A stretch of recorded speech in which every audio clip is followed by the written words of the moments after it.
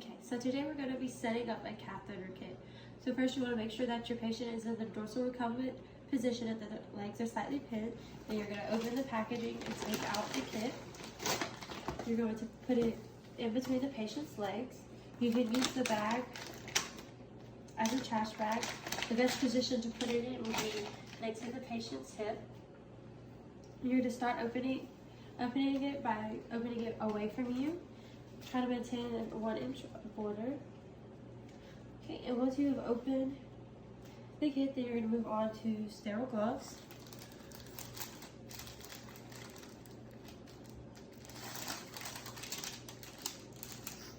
So you're going to start by donning your dominant hand first. You're going to do non-sterile or non-sterile. Then you're going to move on and put your sterile on sterile and glove your non-dominant hand. Okay.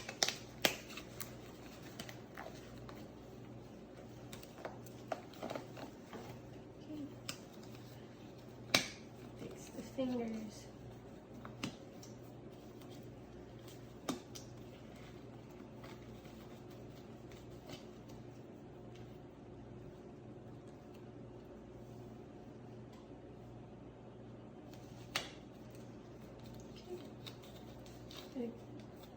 Okay, then once your gloves are on and you fix the fingers, you're going to start by putting up the rest of your sterile field. So you're going to take the top sheet, which is the sterile field, and take it out. The shiny end of the sterile field is going to go down. Okay. Then you have a fenestrated drape, which you can use to protect privacy, but it's optional. I'm not going to use it today. So to start up the rest of it, we are going to start by removing the tray and placing it closer to the sterile field.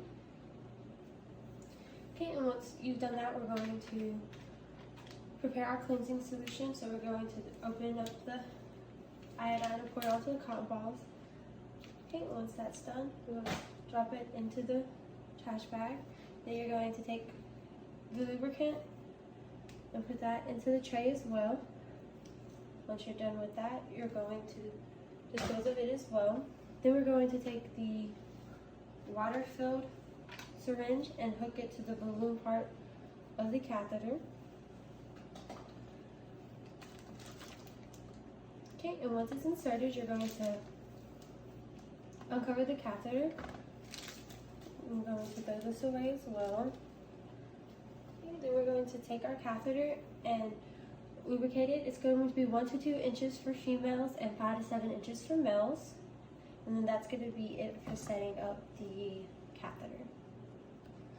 Okay, so when cleaning patients, both male and female, you're going to want to make sure you use your non-dominant hand to position the genitals.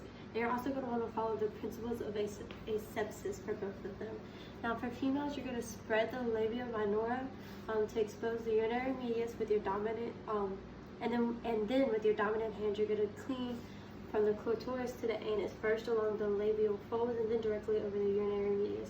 You're going to do 1 downward stroke and then change the cotton balls each time you do a downward stroke. For males, for circumcised men, you're going to clean around the meatus and then the glands working downwards, down the shaft towards the scrotum. For uncircumcised men, you're going to retract the foreskin, clean, and then return the foreskin to its normal position and clean from the meatus down the shaft. Now for both circumcised and uncircumcised males, you're going to clean from the scrotum to the anus. And in both females and male patients, you're going to want to make sure that you do not remove your hand prior to the insertion of the catheter, because that is a break in sterility. Okay, and so now we're going to move on to bifurcation. So the bifurcation is going to be where the main line splits into 2. And this is important because for males, you're going to insert until the base is at the bifurcation. Now for females, you insert 2 to 3 inches first and then 1 or 2 more. So the base should not be close to the Also, the bifurcation should not be close to the base of the female urethra. And that's going to be it. So we're going to show how to inflate and deflate the balloon on a catheter. So you're going to uncap your syringe and then put the syringe into the balloon port. Then you're going to slowly push the water from the syringe into the port as the balloon inflates. Okay, and then you're going to keep pressure on it so that it doesn't come back, and then detach it. When you're inserting the catheter, you're going to know when to inflate the balloon on a female. So, you're going to insert it until urine is returned, and then you're going to go about 1 to 2 inches more and inflate the balloon. For a male, you're going to insert all the way down to the bifurcation and then inflate the balloon. For deflating the balloon, you're going to draw about 0.5 milliliter and then reattach to the balloon port and let gravity deflate the balloon.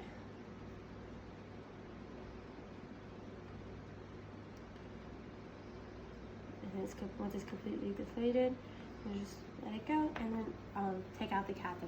That's going to be it for this video. In this video, I'm going to be showing how to take a specimen collection from a catheter that's just been inserted. And you're going to want to make sure that you have on your goggles and your gloves.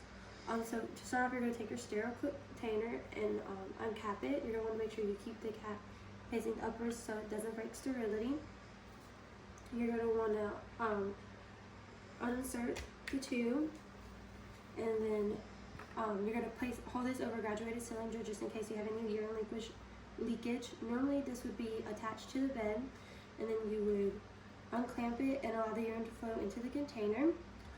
Once you have enough and you've made sure that the tube didn't touch the container and break sterility, you can reclamp it, reinsert it, recap your container, and then provide a label on it and send it off to lab. So for this portion of the video, we're going to show how to take a specimen collection from a catheter that was inserted a day ago. So the first thing you're going to want to do is clamp the tubing.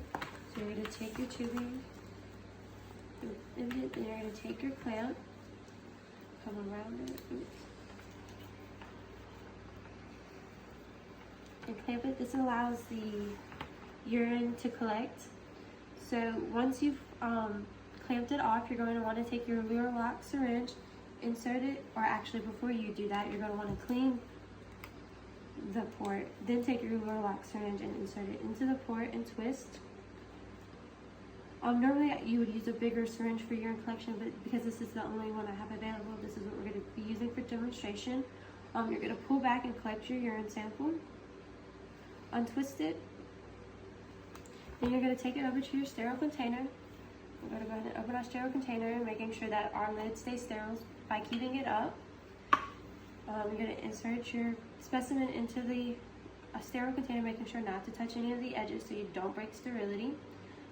Okay, and once you've done that, you can discard of your syringe, place your cap back on your sterile container, label it, and send it off to the labs. But before you do that, you're going to want to reclamp or unclamp your tube, and then you're going to want, once it's unclamped, you're going to want to clamp it down onto the bed to keep it from kinking. And that's going to be it for this video. And for the end of the video, I'm going to show you how to use a stat lock. So you're going to open the stat lock and take it out. You're going to want to go ahead and unclamp it. Okay, once it's unclamped, you're going to want to insert the catheter into it and then press down, make sure that it's clamped shut. You're going to take one of the prep wipes and tear it open and clean the inside of the upper thigh, because that's where you're going to place the stat lock pad.